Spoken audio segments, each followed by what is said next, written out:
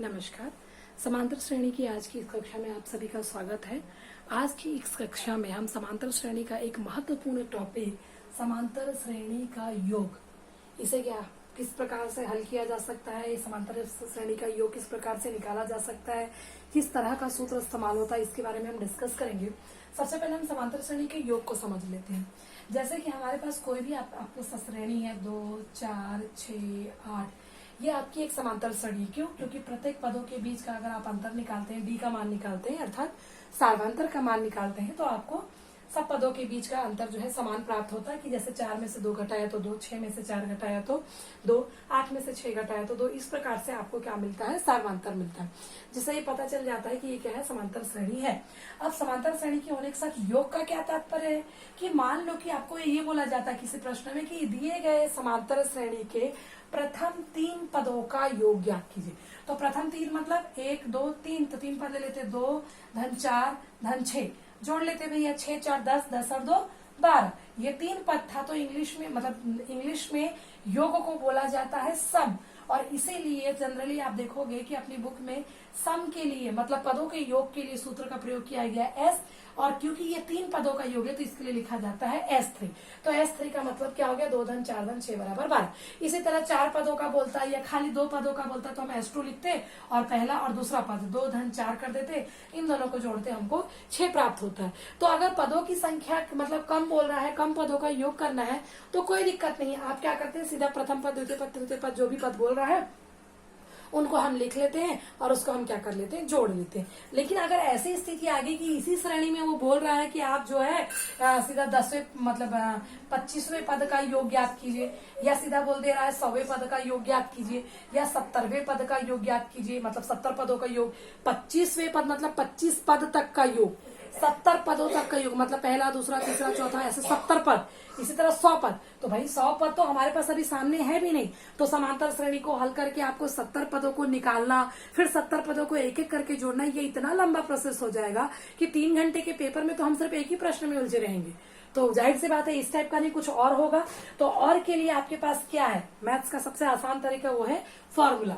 तो फॉर्मूला किस हिसाब से बना हुआ है तो हम उसी फॉर्मूले को डिस्कशन करेंगे कि समांतर श्रेणी के लिए किस प्रकार का फॉर्मूला का, समांतर श्रेणी के योग के लिए किस प्रकार के फॉर्मूला का यूज कर सकते हैं। हमको पता है श्रेणी कुछ इस प्रकार से होती है। पहला होता है प्रथम पद, फिर दूसरा होता है a+2 a+d, तीसरा होता है a+2d, ऐसे करके डैश डैश डैश a+n-1d होता है। तो आपको ये जो मैंने लिखा ये ऐसा क्यों लिखा? क्योंकि भाई प्रश्न आपके अलग अलग हो सकते हैं, समांतर श्रेणी आपकी अलग अलग हो सकती हैं, तब सबसे ज्यादा इसके अब लेकिन चाहे कैसी भी समांतर श्रेणी होगी उसमें प्रथम पद होगा, उसमें सार्वंतर होगा और उसमें n पद मतलब पदों की संख्या होगा। अगर ये समांतर श्रेणी है तो इसके n पदों के सूत्र, n पदों का योग को दर्शाते हैं शॉर्टकट में SN से, और इसका सूत्र होता है n/2 कोष्टक के अंदर, बड़े कोष्टक के अंदर सर्पाकार कोष्टक लेंगे 2a n-1 गुणित d। ये जो है n पदों के योग का सूत्र है, जहां n जो है आपके पदों की संख्या को, a जो है वो आपके प्रथम पद को, और d जो है वो आपके सार्वंतर को प्रदर्शित करता है। अब आप देख, मैंने मतलब नोटिस किया है कि ज्यादातर बच्चे जब ये क्वेश्चन लिखते हैं तो जो बहुत ज्यादा ध्यान नहीं दे पाते हैं वो अक्सर इसमें कंफ्यूज हो जाते हैं कि वो यहाँ ऐसे मतलब पदों के योग में 2 था कि nवें पद में 2। तो आप ध्यान देंगे कि nवें पद में ही है। आप इन पदों का योग का जो सूत्र है, n पदों का योग, उसको हम 3 तरीके से आप अपनी किताब में देख पाएंगे कि 3 किस प्रकार के तरीके हो सकते हैं। ये तो एक था। दूसरा हम इस प्रकार कर सकते हैं n/2 ब्रैकेट में 2a, तो 2a को मैं लिख सकती हूँ इधर है, कोई दिक्कत नहीं भैया, a और a को जोड़ूंगी वापस 2a आ जाएगा। बाकी जो है उसको मैं ऐसे लिख देती हूँ n-1 गुणित d। तो ये वाला जो हिस्सा है a धन n-1 गुणित d, ये क्या है? आपने पढ़ा है nवें पद का सूत्र, तो मैं इसको लिख सकती हूँ खाली an।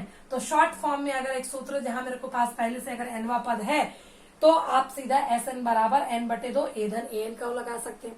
तीसरी स्थिति क्या हो सकती है कि अगर आपके पास अंतिम पद पहले से दिया है, मतलब आपको n पदों नहीं और पूरे पदों का योग बोल रहा है, तो आपके पास SN बराबर n/2 ब्रैकेट में a धन इस an के लिए यूज होगा l। l का मतलब होता है लास्ट टर्म, मतलब कि अंतिम पद। तो SN बराबर n/2 कोष्टक में a धन l। तो ये 3 रूप है, तीनों ही एक ही सूत्र है, खाली हमने फॉर्म चेंज किया। यहाँ पे हमने ये सूत्र का मेन रूप था ये कि Sn बराबर n/2 कोष्टक के अंदर 2a धन n ऋण 1 गुणित d और कोष्टक बंद।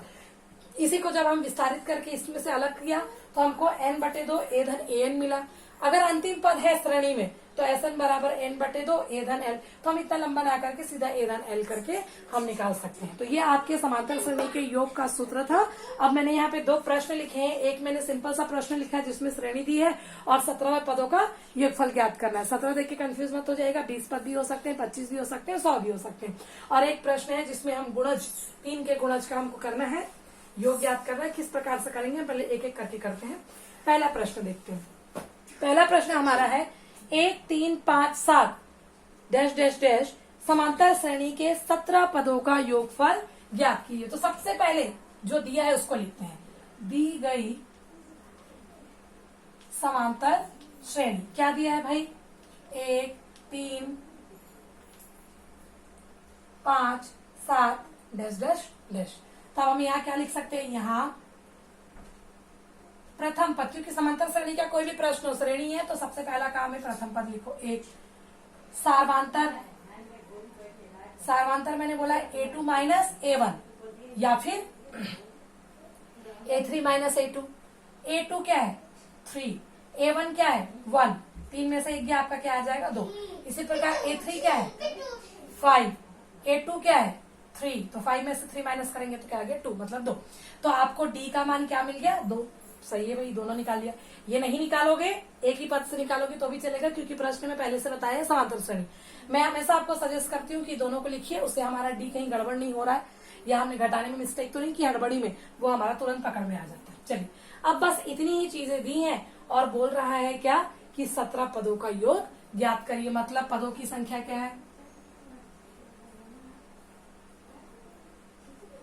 n बराबर 17। अब हमारे पास a है, अब हमारे पास n है, हमारे पास d है और 17 पदों का योग। तो सीधा लिखते हैं सूत्र, चूंकि Sn बराबर होता है n/2 कोष्टक में 2a छोटे कोष्टक में n ऋण 1 गुणा d और फिर ये बड़ा कोष्टक। अब सबसे पहला काम क्या करेंगे? हम मान रखेंगे। n बराबर 17 है तो जहां जहां n था मैंने 17 रख दिया। 2, a का मान मेरा 1 है, धन n क्या है आपका? 17 ऋण 1, d का मान कितना आया? 2। अब हल कर लेते हैं भाई। 17/2, 2 एकम 2, 17 में से 1 गया 16, 16 गुणित 2, फिर 17/2, 16 दूनी 32, तो 32 बटे आपके पास आ गया 2। हल कर लीजिए। 17/2 और इधर आ गया आपके पास 34। अब आप चाहे मल्टीप्लाई करके कैंसिल करिए या कैंसिल करके मल्टीप्लाई करना है, जो भी करना है करिए। 2 एकम 2, 2 एकम 2, 2 7 14, तो ये आपका आ गया 17 गुणित 17। कितना आ गया आपका? 289। तो 17 पदों का योग, लेकिन मतलब 1 से लेके आपका 1 3 5 7 ऐसी कोई श्रेणी है जिसमें हमको 17 पदों का योग ज्ञात करना था। तो मैंने प्रथम पद लिख लिया, सार्वंतर निकाला। n पदों का योग, कितने पदों का? 17 पदों का, तो n बराबर 17 था।